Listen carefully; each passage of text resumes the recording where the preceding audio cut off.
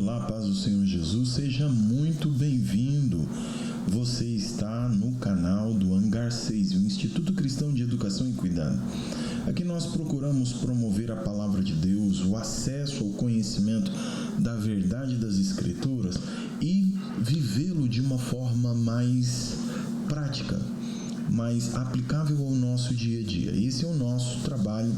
Nós vamos hoje falar sobre tentação. O que é tentação?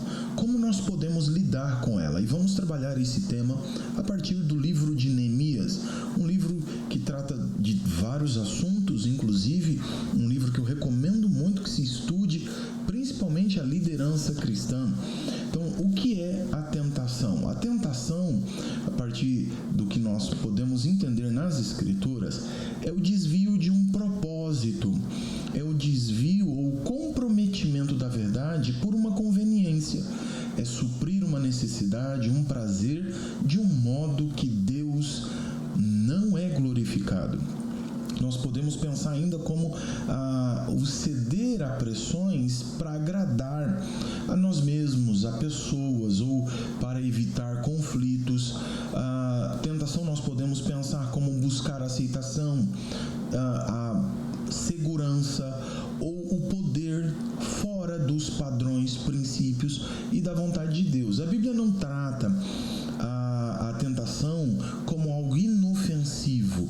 A postura bíblica com relação à tentação é de extremo alerta, de extrema vigilância, resistência e dependência de Deus para lidarmos com isso. A tentação, então, ela pode ser definida dentro desses aspectos, e nós já citamos aqui alguns exemplos bem práticos da nossa realidade, como comprometer a verdade por conveniência, ceder a pressões para evitar problemas ou agradar a nós mesmos ou pessoas, tentar ter o reconhecimento, a aceitação, a garantia, a segurança ou poder, status fora da vontade e dos padrões de Deus. Tudo isso pode ser tratado como tentação. A tentação em si não é pecado, mas ela nos conduz ao pecado. Por isso sempre precisamos estar atento à tentação.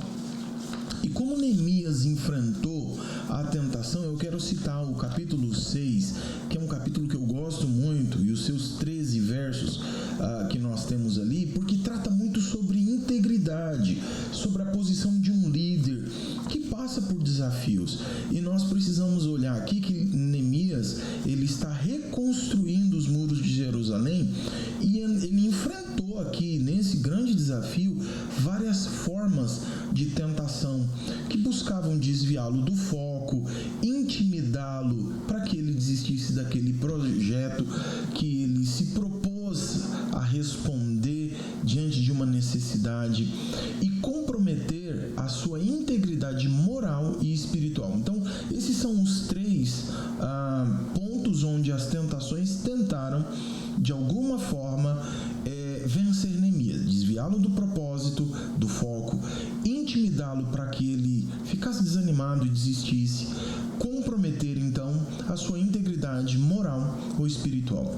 Então a primeira tentação que nós vemos ali em Neemias capítulo 6, versos 2 e 3, é a tentação da distração e da bajulação. E talvez você aqui tenha muita história para contar e compartilhar. Deixe nos comentários se você já passou por uma tentação de distração ou de bajulação. O texto nós vamos resumir aqui por conta do tempo, não queremos ser muito extensos nesse vídeo, mas nós vamos trazer aqui algumas partes desse texto. Então nós vemos, por exemplo, vem e congreguemo-nos juntamente, porém tentavam fazer-lhe mal. Enviei-lhes mensageiros dizendo: estou fazendo uma grande obra, de modo que não posso descer. Aqui fica claro a postura de Neemias. Ele discerniu o engano e manteve o foco naquilo que ele estava fazendo. Ele não cedeu à vaidade e nem à diplomacia comprometedora. Preste bem atenção no que eu vou dizer. Muitas vezes, na posição de liderança, enquanto estamos fazendo algo para Deus, ou suprindo ou trabalhando numa necessidade, necessidade, nós temos aqui tomar muito cuidado com relação à vaidade, que é um risco que todos nós corremos, ao orgulho ou aquela diplomacia que compromete. Muito cuidado, muita atenção, guarde o seu coração e ore para ter discernimento, porque todas as vezes que nós nos propomos a fazer algo para Deus, nós seremos tentados a desviar o foco. E isso aqui vemos em Neemias é por meio tanto da distração quanto da bajulação. Muito cuidado, porque nem todo elogio é de fato algo, nem toda proximidade é de fato o reconhecimento do que está sendo feito. Pode ser sim uma forma maligna de tocar o nosso orgulho, a nossa vaidade e nos fazer perder o propósito. A segunda tentação está no verso 10 e até o verso 13, e nós temos aqui a tentação do medo e da autopreservação. Um falso profeta tenta convocá-lo a se esconder no templo, o que seria um erro tremendo e fatal, um pecado para ele.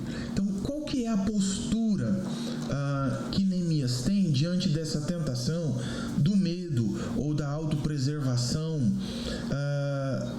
Nós temos aqui uma postura onde Neemias ele resiste ao medo e reconhece que Deus não havia enviado aquele profeta. E aqui nós precisamos ter um conhecimento bíblico de qual é a vontade de Deus, porque senão nós nos tornamos refém de todo aquele que diz, assim diz o Senhor. Nem todo profeta é de fato alguém enviado da parte de Deus, e nós temos aqui claramente esse artifício sendo usado como uma tentação de distração por meio do medo.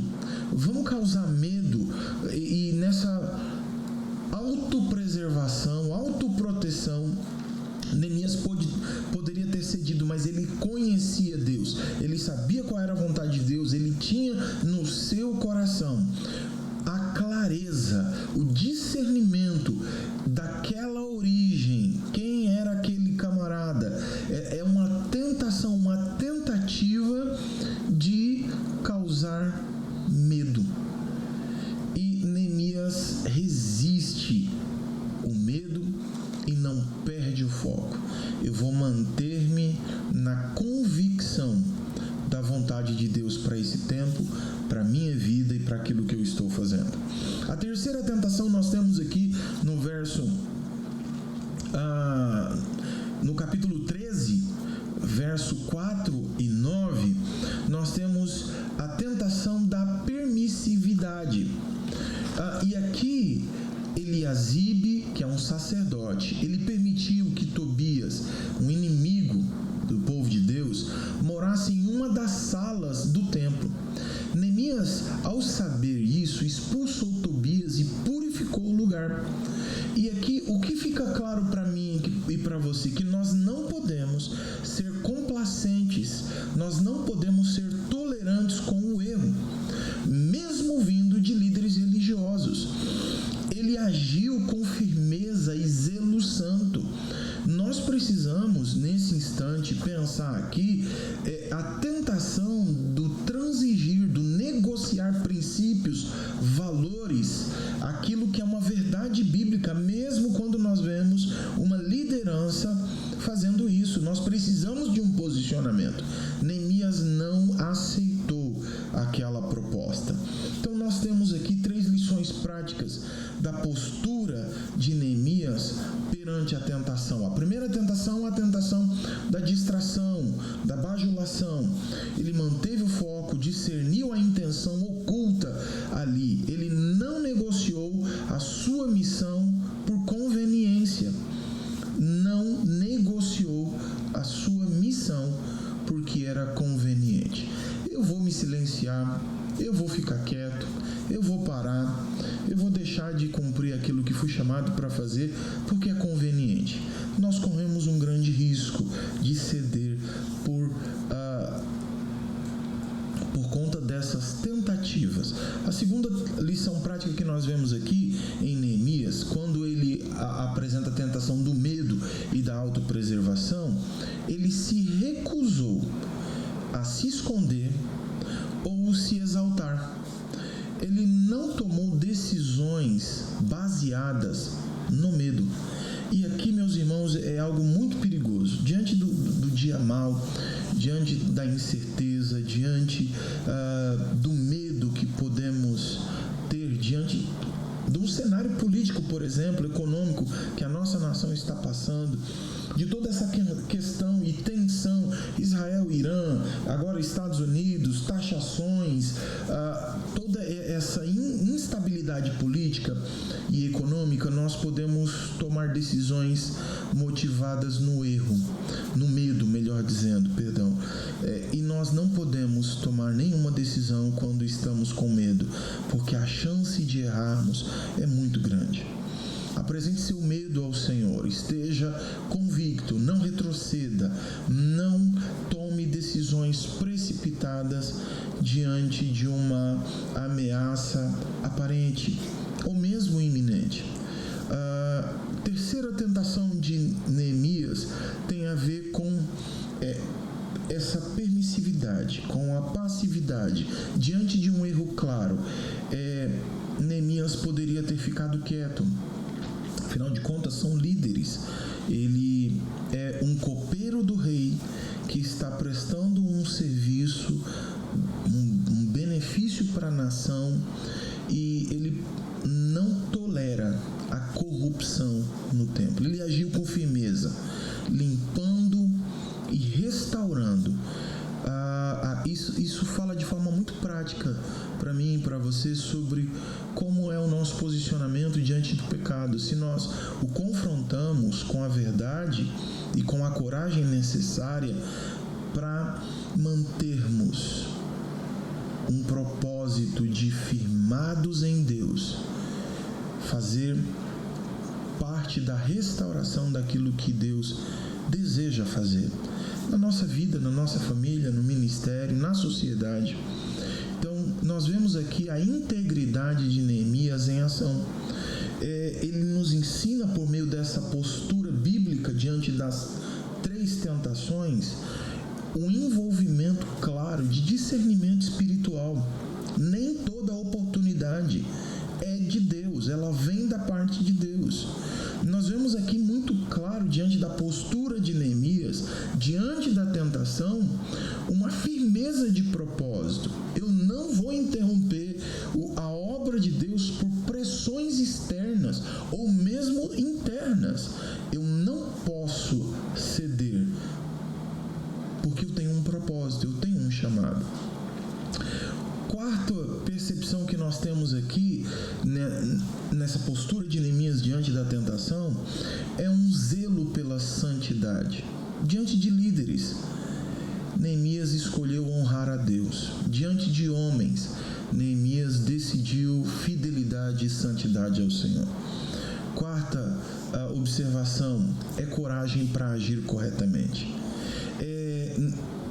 As tentações virão, os desafios virão, os temores e as incertezas virão, as ameaças virão, mas Neemias teve coragem de agir corretamente, mesmo que isso lhe gerasse indisposição com pessoas, oposição, tentativas de seus adversários de impedir o que ele estava fazendo. Então, quando ninguém está olhando, a tentação ela vai mexer com esses aspectos dentro de nós. E tentação é isso, é uma proposta onde eu posso ter benefícios, vantagens, prazeres, mas Deus não ser glorificado. É esse desvio de propósito. Tentação é esse comprometimento da verdade por conveniência. É ceder para agradar a mim ou a pessoas. É ceder para evitar conflitos, atritos. É buscar aprovação, aceitação, segurança ou poder fora dos princípios vontade, padrão e verdade de Deus. Que Deus nos ajude diante das tentações, diante dos desafios, a termos discernimento espiritual, firmeza de propósito, zelo pela santidade e coragem para agir corretamente.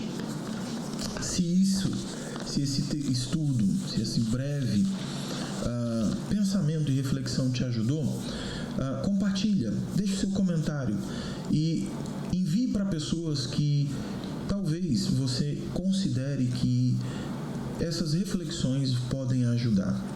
Se você ainda não é inscrito no nosso canal, se inscreva, faça parte desse movimento de reflexão e vida, viver a palavra de Deus. Muito mais do que informação, nosso desejo é sermos transformados pela verdade do Evangelho.